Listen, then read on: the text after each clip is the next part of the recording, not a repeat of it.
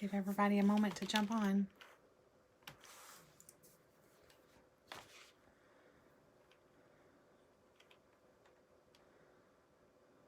Make sure I'm not missing any comments.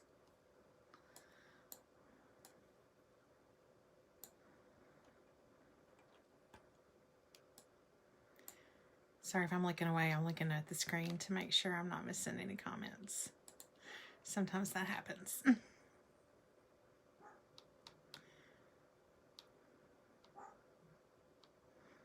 Hey, Evan. Thanks for joining.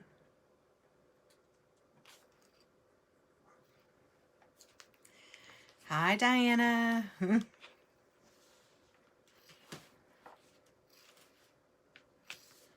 if I can not cause a crash back there.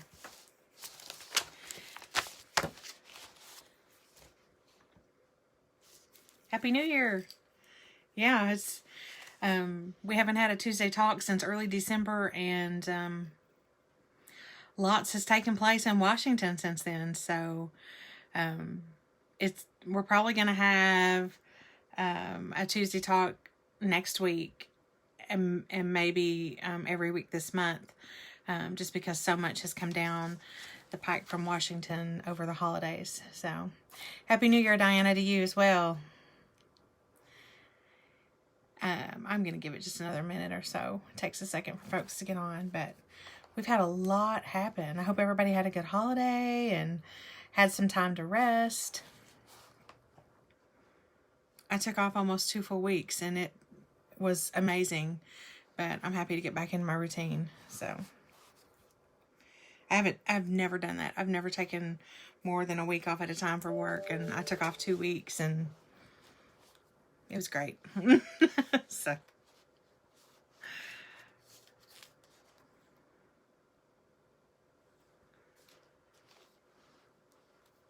highly recommend unplugging from work every now and then. It's okay. All right, I'm going to go ahead and get started. So, as always, welcome to Tuesday Talk with Bim Group. I'm Deanna Sizemore, your host for today, and we have a lot of information that has happened over the holidays out of Washington. So, first and foremost, let me start with just some deadlines, some simple one-liners that hopefully you can use and get you ready for the first quarter, things you need to know. So the ACA employer mandate reporting deadlines. The deadline to distribute 1095-C forms to employees is March the 2nd. The deadline to electronically file the 1095s to the IRS is March the 31st. We do have some changes to the 1095-C forms this year, but they are mostly in relation to the individual HRA plan. So first and foremost, you do have to put a plan start month now. That is required. It was previously on the report, but was not required.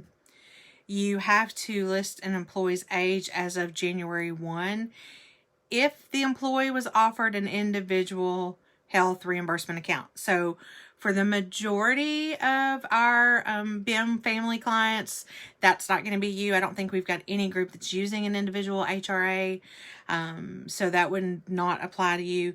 The next change is a zip code requirement. Again, that's only for individual HRAs.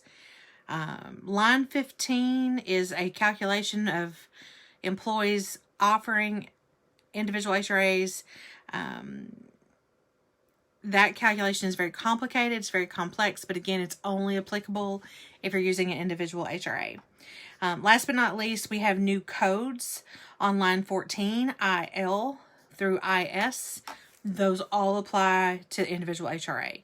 All the other codes stayed the same. The codes you used last year, the year before, there's been no changes there, so that's good news. There's a bit of an update on individual state reporting. So if you have employees in California, New Jersey, Rhode Island, Vermont, DC, or Massachusetts, you have to do individual state reporting. If you've got questions on that, please contact your ACA reporting vendor, payroll vendor, or contact us if you've got questions. We'll be happy to address those. Also wanted to say that coming soon, hopefully today or tomorrow, on the bimgroup.us/COVID-19 page, there will be a link to COVID vaccine information. That link will take you to another page that will list a ton of articles about COVID vaccine, making it mandatory, not mandatory, incentives for it, sample incentives, sample policies, sample forms, just a lot of information about the COVID vaccine. Can you make it mandatory? If it's mandatory, what do you have to do? If you want to offer an incentive, what does that mean and what does that look like? I'm probably going to take one of the Tuesday Talks this month to really dive into that a little bit more and talk about what we can and can't do. The long of the short of it is, if you offer an incentive for the COVID vaccine, you have to treat it like the wellness program. So you have to offer it a reasonable alternative standard. Any incentive has to apply to the wellness maximum. You have to follow ADA guidelines for reasonable alternative standards. So if someone is unable to take it, whether it's an allergy or a religious issue or an ADA issue of any kind, you can't make them take it and they can still get the incentive. So you got to have that in place. You have to have a formal policy. You need to notify employees. So there's a whole new realm we're getting into with vaccines. I know for some of our healthcare providers, it's not new because you've required flu vaccines or other things along the way. But for some of our non-healthcare providers who are now looking at, do we make this mandatory? This is new water. So we'll probably get into that sometime this month. But in the interim, there will be a landing page from the COVID-19 Bim Group tab that will take you to this page that's nothing but vaccine and wellness information related. Like I said, that should be posted today or tomorrow. And then on Thursday, you'll get a recap email. We've been sending those out every couple of weeks. And that link will be in that email.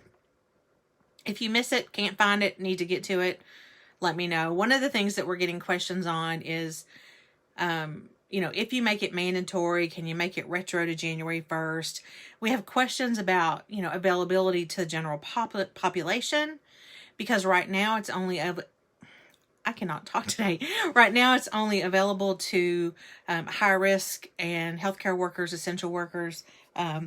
I did see that Dr. Fauci said on NBC News, Dr. Fauci, whatever his name is, that they had hoped to have the vaccine in the hands of the general public by April or May. We'll see if that happens. Could be sooner, could be later. I know that the FDA is really close to approving the second vaccine, so more to come on that. Any questions on that information? If not, I am going to jump right into the Consolidated Appropriations Act. Yay. So during our holiday, when we were trying to find a new way to celebrate Christmas or whatever holidays you celebrate and the New Year with family in our new normal, the folks in Washington were busy. So they passed the Consolidated Appropriations Act of 2021 and a COVID relief bill of 2021. I'm probably not going to get into the COVID relief bill today. Both of the bills are pretty big. So as I said earlier, we're probably going to have a couple of Tuesday Talks, or have a Tuesday Talk every week for the month of January, just to get through some of the information, because I don't want to rush it. It's a lot of good information. Some of it's going to be very relevant to benefits. Some of it not so much, but feel like it would, as a small business, be appropriate to share. So the Consolidated Appropriations Act included a lot of different things. It included a extension of the Paycheck Protection Program. It allows for the expansion of another $284 billion for forgivable PPP loans. It's all been extended through March 31st of 2021. There's been enhancements to the loan program. And I'm not going to bullet point those, but just high level, it looks like that they've expanded the category of forgivable expenses to include certain COVID-related outliers like costs for PPE, costs to comply with federal or state health guidelines, cost incurred for software. Any expenses paid with the PPP may still be deducted from income tax purposes, even if the loan is forgiven. Borrowers can self-elect a covered period between 8 to 24 weeks from the loan was received, rather than having to pick 8 or 24 weeks. And that coverage period is extended through March 31st of 2021. Borrowers who returned all or part of the PPP loan may reapply for the maximum amount again. So that was good information. Borrowers that may be eligible for a higher loan amount can also apply for that. There's a simplified process for both applications. I don't know what that process is. I have not seen that yet. It doesn't mean it's not out there. I just haven't looked for it because it isn't specifically benefits. There is the repeal of the requirement that borrowers must deduct the $10,000 EIDL advance amount from the forgivable amount of the PPP loan. So if you received the $10,000 EIDL loan, then you don't have to deduct that from the amount of the PPP loan. Could we have some more acronyms today? So there's been some clarifications on certain applications and interpretations of the CARES Act that were previously disputed. So if that's something you're interested in, I would definitely look into it. It's been expanded. You've got till March 31st. If you qualify for it, it'd be a great opportunity for that. There's some information about bankruptcy under the CARES Act funding, which I'm not going to get into, but again, if that's something you want to read about, that'll be made available to you. Transparency requirements, we talked about that I think a little bit in our last Tuesday talk. So come 2022, hospitals, physicians' offices, outpatient centers are all going to have to be able to provide employees or participants with a estimated cost before a procedure is done. So if you're having a knee replacement surgery or you're having a heart cath, you can call and say, this is what I'm having done. What's it going to cost me? And they'll have to provide it's basically an explanation of benefits before the procedure. Good and bad. Good, it gives an employee an idea of what they're going to have to pay. Bad, if something happens during that procedure and they have to do more than was originally quoted, or something ends up happening, they have a side effect or something that requires more medicine or more procedures, whatever that may be.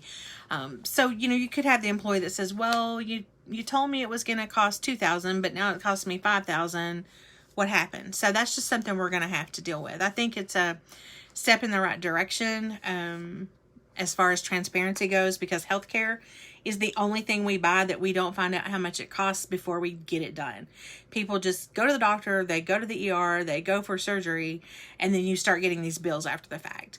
If we go buy a car or cell phone, even a pair of shoes, you're looking at the pricing because you want to get the best deal that you can get. So that's the point of this. The other component of the transparency piece, which kind of runs alongside, is no surprise billing.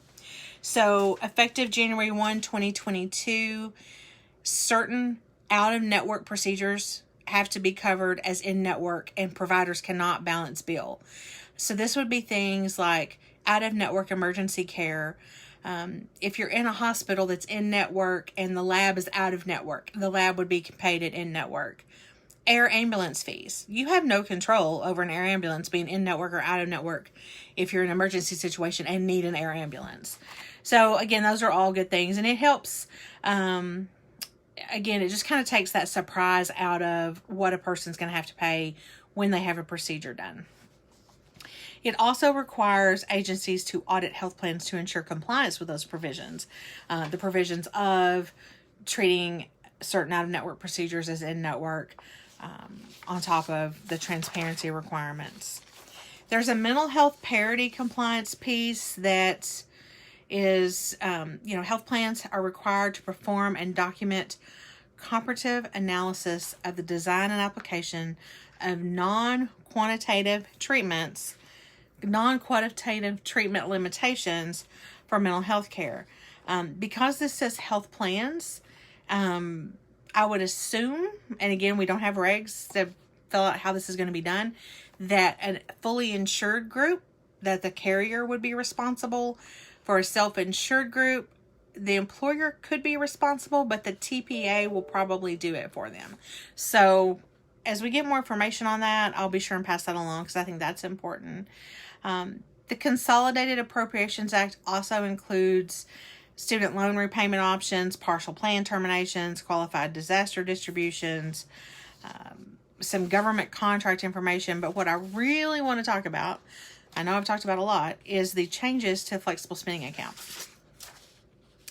So there's some relief in the Consolidated Appropriations Act for flexible spending accounts. So I'm going to read you what the normal rule is and then what our new option is with this act.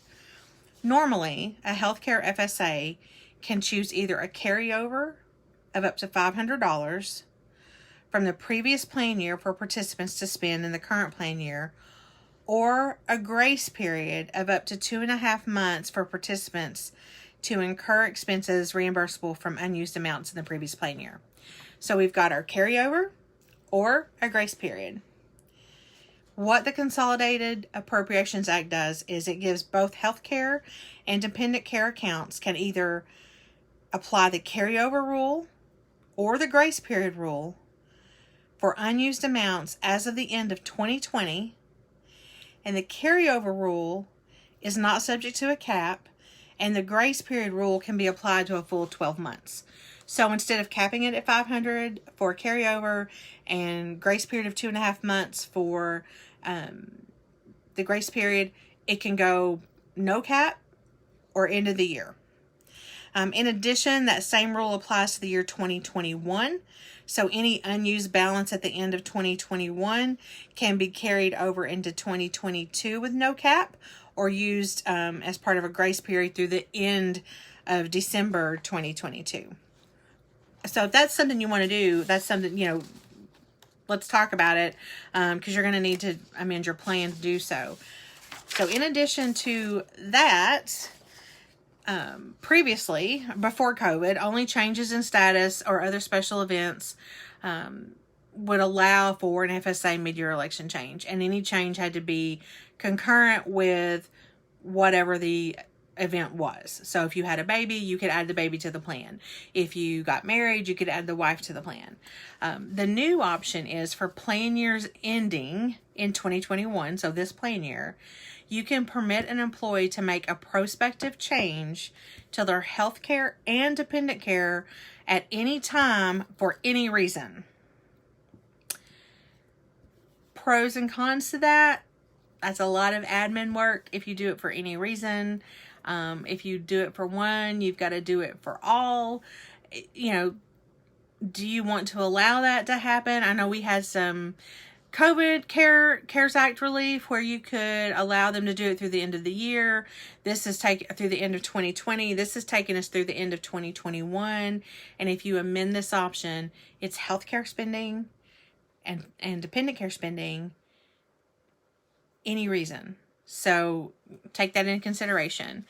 Another one would be after an employee ceases participating in a healthcare FSA, they must elect COBRA to continue receiving their FSA reimbursement. So normally, someone has an FSA, they haven't spent all their dollars, they can elect COBRA and carry on that FSA as long as they continue to make after-tax contributions. That's not typically done because it defeats the purpose. You're making after-tax contributions. You're not saving anything.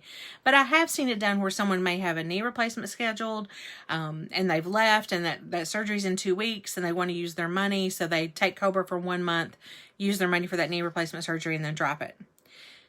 The new option under the Consolidated Appropriations Act is the plan design can allow employees who no longer participate in the plan during 2020 or 2021 to use their remaining balance through the end of the year in which participation ceased, plus any grace period, without regard to COBRA. This has been an option for dependent care FSAs, but now it is also available for healthcare FSAs. So if you wanted them to be allowed to use that money without taking COBRA, you can go back and do it. The last piece is for dependent care FSAs, expenses incurred after a child turns age 13 are ineligible. Under this new act, it actually is when the year that the child turns 14.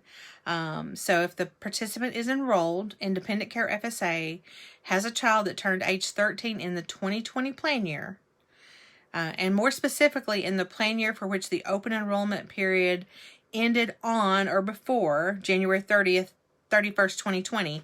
So we could go into 2019. I was going to 1999. I cannot take 2 weeks off work anymore. If we could go back into plan year 2019 to see how that applies for 2020, 2021. Because again, it's in the plan year for which open enrollment ended on or before January 31st, 2020. The participant may be reimbursed for expenses incurred after the child's 13th birthday for the remainder of that plan year, or if there's an unused balance at the end of the plan year in the following year until the child turns 14. So you get an extended year on that. And we're going all the way back to plan years beginning on or before January 31st, 2020. And I'm going to try to bullet point these in the Tuesday Talk section on our code page so that you've got that information handy. But again, just a quick recap is for carryover or grace period. You can extend those to carryover with no cap, grace period to end of the year, 2020 and 2021.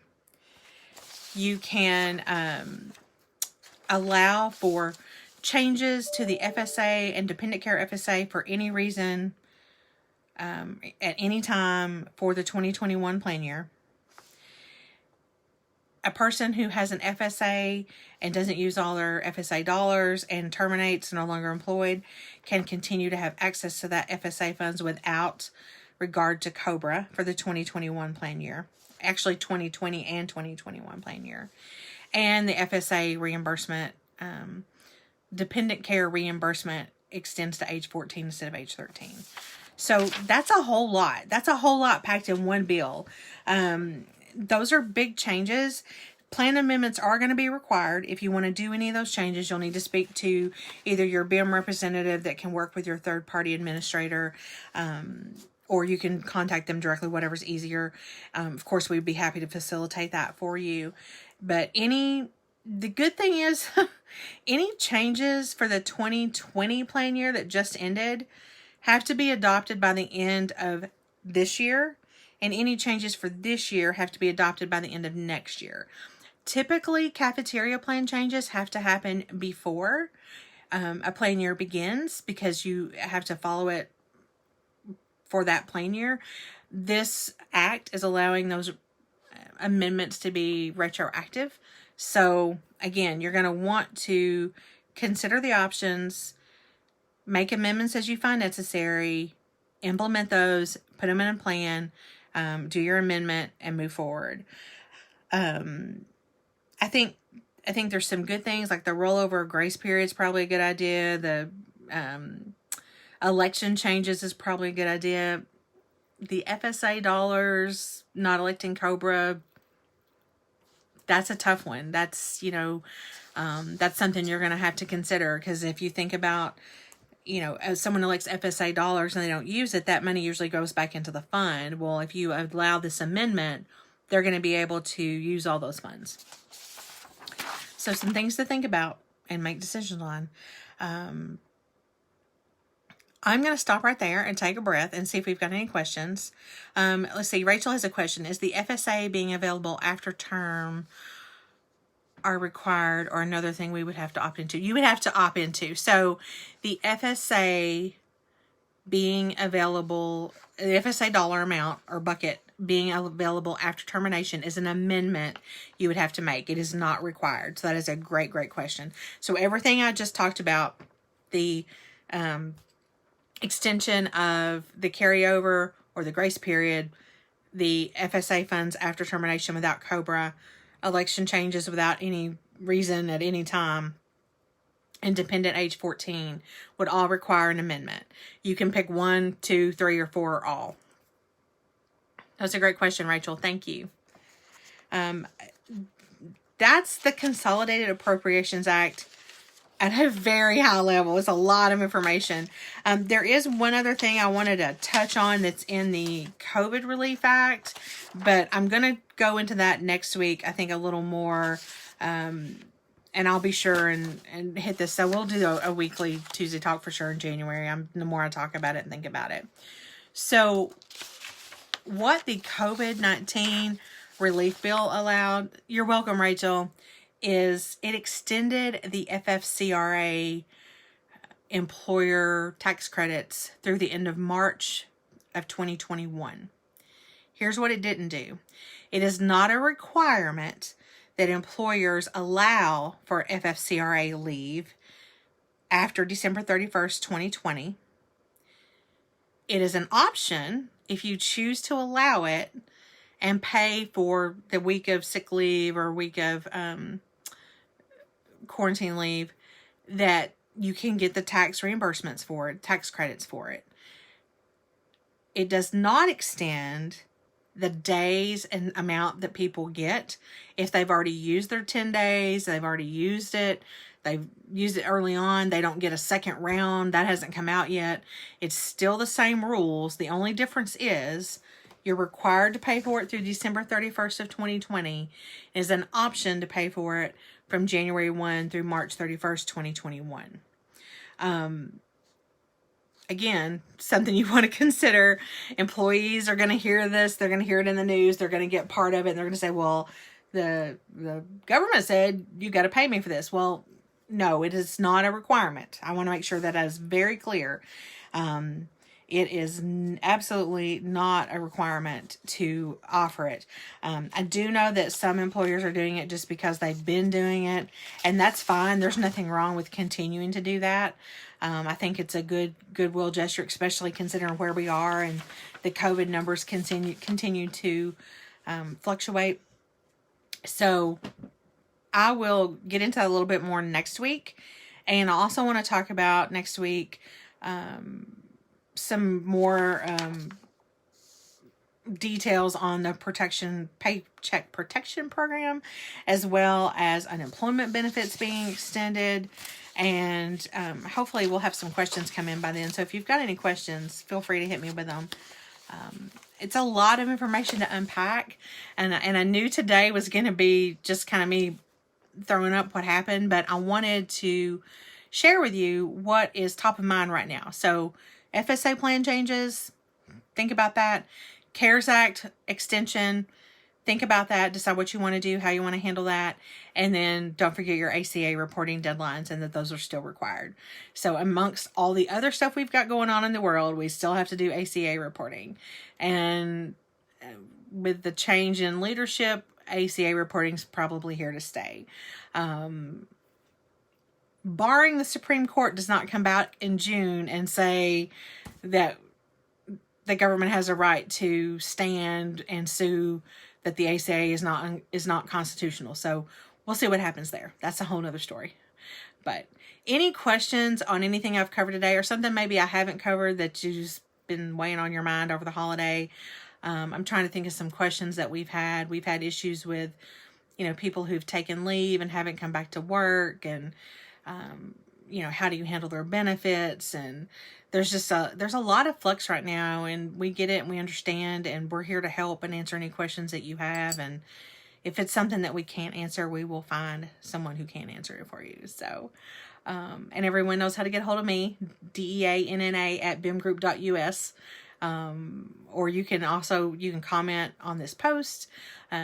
If you have a BIM client friend that's not on Tuesday Talk, feel free to share with them. We'll be happy to add them. But I don't have anything more today. I've spent my 30 minutes throwing up the Consolidated Appropriations Act, which is, again, a lot of information, but happy to answer any questions. So I'm going to give it just a minute. If you don't have any questions, feel free to go. Have a great day. We will see you next Tuesday, same time, same place. And I will deep dive on the COVID Relief Act. So, thank you all so much. Let me see if we got any questions.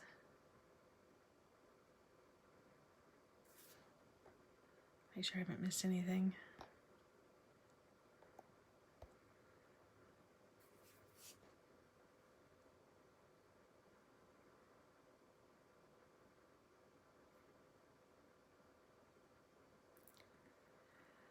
All right. Well, with that, I am going to sign off for now. I hope everyone has a great day, and we will see you next week. Thanks.